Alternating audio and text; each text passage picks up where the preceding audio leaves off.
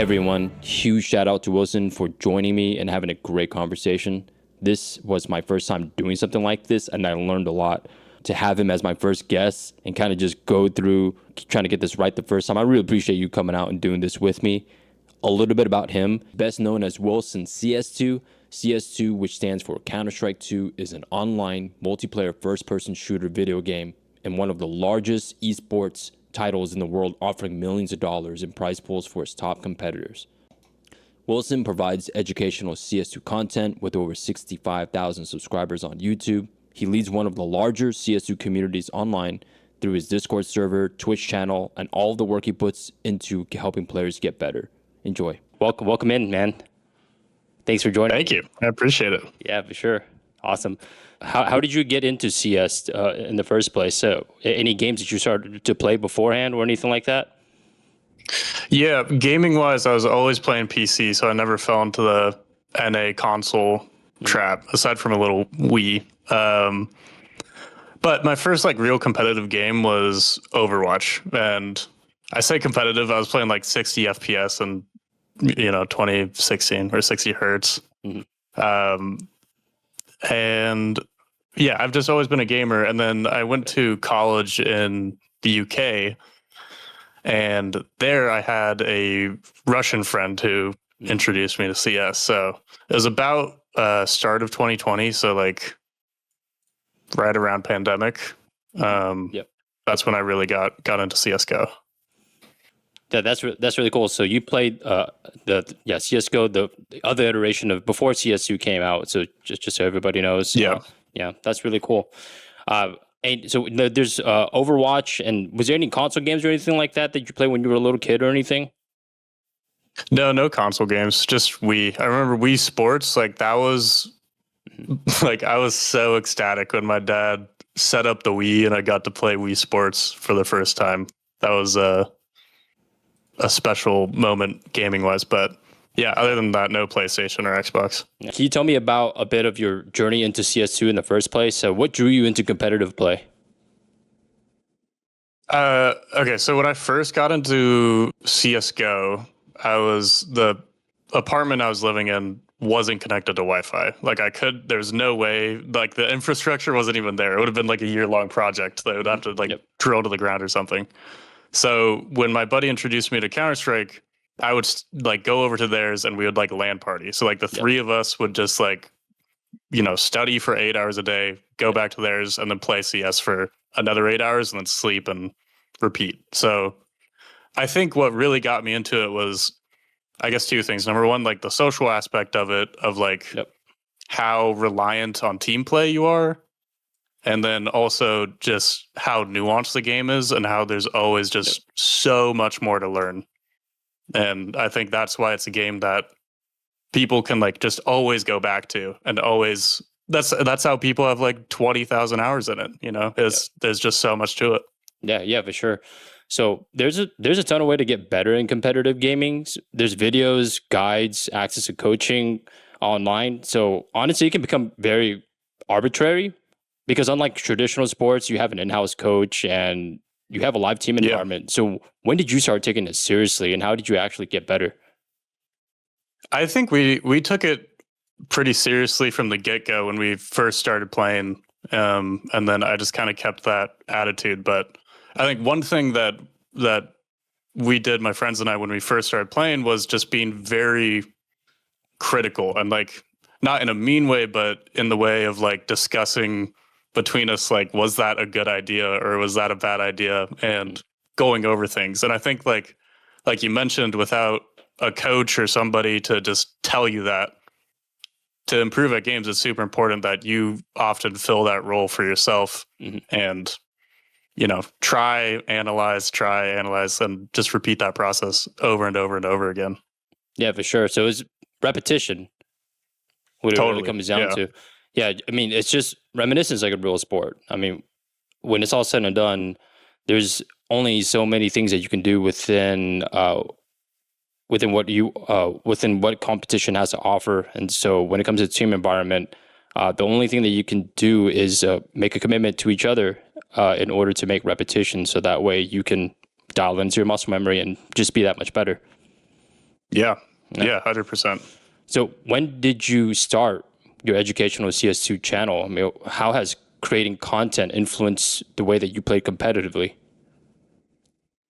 I would say it's influenced it in kind of a bad way, to be honest, because okay, so I'll start with I started playing in or I started making videos in 20 when would it be 2023.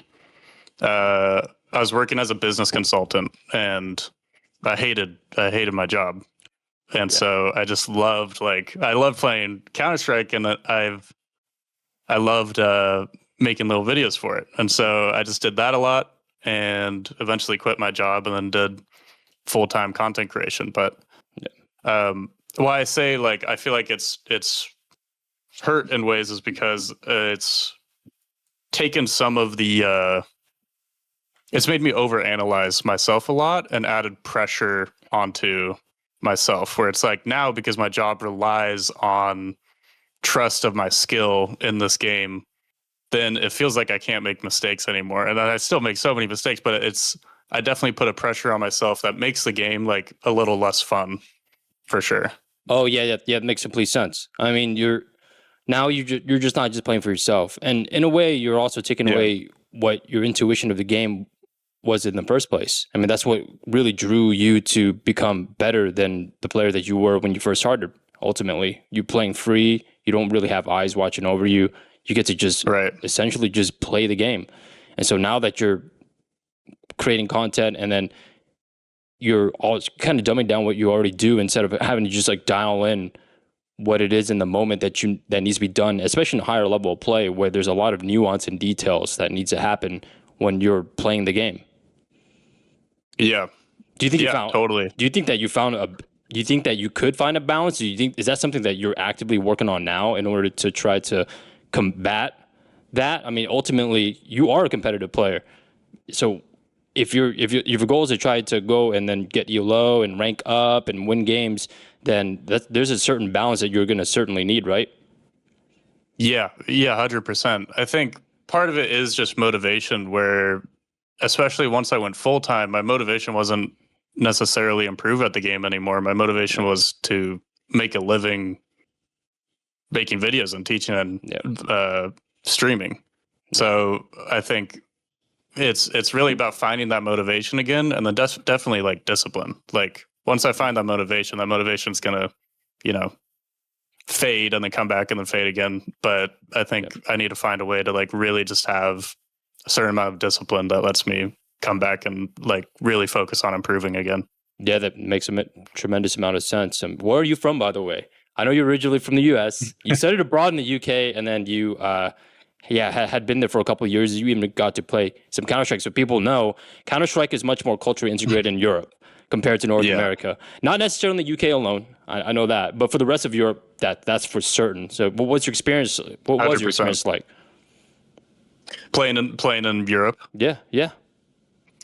So I'm from Seattle, and then I went to the UK for college, and then California for my job after, and then I moved back to Seattle. So when I was playing in Europe, like it'd be really interesting because I would play there, and then I would come back for Christmas break or for summer, and then I would get this like immediate just comparison, between EU and NACS, and it was. For one thing, like there are just so many more players there. And it's so apparent, especially in level 10 in NA, where you just see the same people over and over and over again.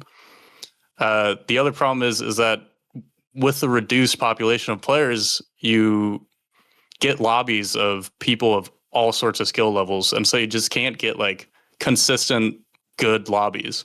But like culturally, it's interesting because I think NA is just so much more like chatty and like camaraderie.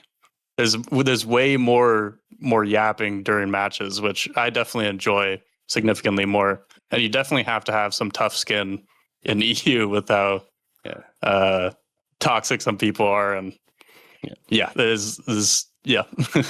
I mean, with the vast difference in culture. Those guys over there, I mean, you go from state line to state line, you're talking about maybe a 500, 600, maybe 1,000-mile radius. With those guys, you do that, now you're talking about complete cultural shock. And so a lot of these guys have a lot of baggage against each other. Oh my gosh. To say the least, right? To say in the most conspicuous way possible. There's geopolitical considerations when you get into for sure. 100%. So just so everyone knows, I mean, they just I mean, I could totally see that. And then North Americans, we're certainly a lot more in unison, I suppose you can say, when it comes to a lot of views. Yeah, we all have our differences, but those guys you're talking about from a core identity standpoint, a completely different basis to work off of in terms of differences. Yeah, that's absolutely true. Yeah. So it can be a lot to put together content without knowing how to acquire the resources from editing, planning, formatting. Has this been a completely do-it-yourself thing, or have you outsourced some of those things as well? Yeah, the primary thing I've outsourced is just thumbnail creation, because Photoshop I've never had experience, and it just felt like a behemoth to approach. So I still makes sense. Haven't touched it too much, but yeah, editing and all of that was just trial and error, figuring it out. And there's times I go back and watch my old videos and just cringe. And I know there's going to be, maybe a year from now, if I can still keep doing this, then maybe I'll do the same to the videos that I'm making right now. But I think that's part of it, is just got to keep improving and just make it better every time. Yeah, for sure. From a long-term standpoint, do you think, I mean, what would you be your approach? I mean, your plan, I mean, there's only going to be so much time that you can conform to this identity of being a niche game, because as much as we hate to say it, as much we may love to play and watch the game, Counter-Strike unfortunately is a niche game in this region. So you're only going to get so many viewers when it's all said and done. Exactly. Yeah. So what is there a long-term approach that you're thinking? Well, what are some of the things that are kind of formulating? Is it just going to be like, oh no, I got to go work this job now. I gotta go work the day job that I absolutely hate, this shitty day job that I don't want to go back to, or is it just going to be something else creative that you think that you are, in the works of? If you're good with talking about that. Yeah, I've thought about it. I remember when I called my mom and I told her, like, I kind of want to quit my job and do this, do content. We talked about that, and then just kind of landed on, who cares? Like, I'm in my 20s. This is a rare opportunity that, like, who knows if I'll ever get to do something this fun and creative and cool in my life. So yeah, and I think even now, like, I've definitely like stopped thinking about it, where right now it's just about, enjoying what I do and getting better at what I do. And so yeah, I wouldn't say there's a down the road plan, and that's definitely a huge consideration with gaming, because things change so quick. Yep. So yeah, we'll see. I don't know.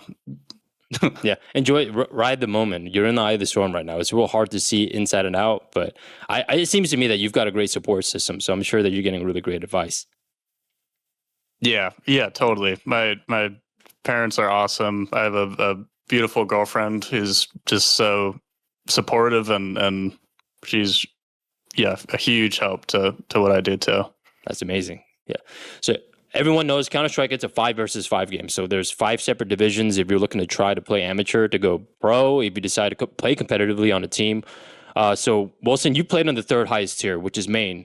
Real hard to do. It's even already hard enough for a lot of people to even get out of open. We're talking about people who are in the 90th percentile, right? And the elo that you're playing at, I mean, it's crazy to say, but you're in the top 5 percentile. That's not. We're talking about thousands of players within unique millions and millions of players, even in the region by itself. So currently, right now, even on face it, I mean, you're in the intermediate team. It looks like a throw together team. It looks like a bunch of friends or something like that. Yeah, you decide to kind of just have a big roster, have a whole bunch of people on the team and whatnot. I mean, are you going to be actively trying to play competitive again? Then you think you would say, or is it just like, okay, well, I know that I can play competitive. I really, really wanted to, but it's a lot of work, and I just like being creative, and it's much more feasible. What do you have in mind? Yeah, I really want to. The issue definitely is the commitment, because it when I've done it, I've wanted to do it right, and that means like practicing a lot, playing a lot of scrims, offlining, and committing to it. But then that commitment also means like a typical, scrim schedule throughout a week is Sunday through Thursday, like 3 to 4 hours a night. So it's a big time commitment, both, maybe taking away from content and making videos, and then also just from my personal life. So, and then that's part of, going back to the improving thing of like, is that something I need and want to prioritize right now? But like, that's all to say, yeah, I do really want to compete again. And yeah, okay. So I feel like I haven't fully found my identity in terms of team play. I IGL'd my first 2 seasons. That's when we started in open, and then we made it to main. Then I IGL'd in main, and then I opt for a bit. And then this past season, I IGL'd in the off season, and then we just didn't register. We forgot. But In-game lag. I think one definite challenge for me is just finding like, where do I really feel comfortable? And I think it is calling, but that in of itself, IGLing just takes a lot of time outside of even those scrims and pracs. You have to be watching demos and preparing stuff for those scrims and pracs. So yeah, it's a tough call. I mean, I want to, it's just the timing is spooky for sure. Yeah. Well, yeah, again, it's sort of conforming to an identity. When it's all said and done, from my standpoint, it seems like you're intelligent, more than intelligent enough, outspoken enough, to be able to in-game lead. I would say that when it's all said and done, what your identity is what you're going to make it. If it's going to be someone that's going to be an educator, and then have a community, that's real hard. Trying to balance that between doing that and then also leading a group of 4 other players who think the game in a completely different way than what the vast majority of the community thinks. So I don't know. I think from a rationale standpoint, when just a person just looking outside, and I don't know you personally too well, but from what I've gathered, you are intelligent, you're outspoken. I would say that it's going to be really hard for you to try to lead 4 people. Like, think about it like this, right? You don't have the best athletes in the world like LeBron James or like a or like an NFL pro type player going down, and they have kids camps and stuff like that. But right in season, they're not out there like dumbing down the game for a bunch of kids. They're out there trying to figure out how they're going to go and beat the top 0.01 percentile of other players that are also competing in the same league, and thinking about the game cerebrally and also giving all of the physical and mental strength to do that. So I would say that if that was going to be the case, for you to play on the team, you definitely want to be able to serve a role where you don't really have to think about that too much, and you can allow someone else to have the autonomy of running what it is that you would like to be able to do in game and not think too much and just instead just shoot something. But at the end of the day, you create your own. You're gonna create your own road, of course. You can take my word for a grain of salt. But yeah, it's real hard to see like how you can make content for the dumb players. Now I say dumb. I say dumb. I say dumb. But you know what I mean. The players who are not as high. High ranked as you, or playing against the caliber of players that you're playing, less experience. Yeah, less experience, right? And then all of a sudden now you got to go ahead and jump into competitive mode, and then have to all of a sudden have to go and grind it out against the best players, or at the very least the ones who are trying to vie to be the best players in the world, right? Yeah. All right. So. Yeah, it's a good point. Maybe a just go shoot people role would be a bit more fitting. Yeah. Sure. So we're gonna shotgun off a few questions for you, okay? So just don't think about it too hard, okay? We're at the end of this, so Sure. let's go ahead and do this, okay? Who's the best Counter-Strike player of all time? Every single iteration and version of CS. Oh my God, I'll go with my heart simple. Okay. Best team of all time. That's including every iteration, every single version of Counter-Strike. Vitality, past year and a half or so. All right. Favorite map in Counter-Strike and why? Nuke, it's complex, but you can also just go run out and click on somebody too. I think it's the perfect balance between complexity and puggy. Okay. Play a match with any pro, past, present, doesn't matter. You can get a time machine, a way back machine, bring these guys and just play one pug. Who would it be? Oh my God, what a question.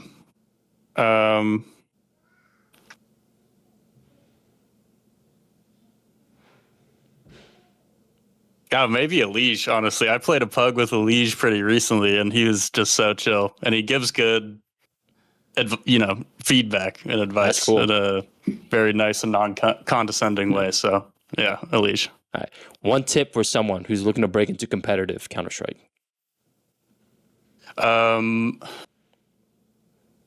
Just master the basics.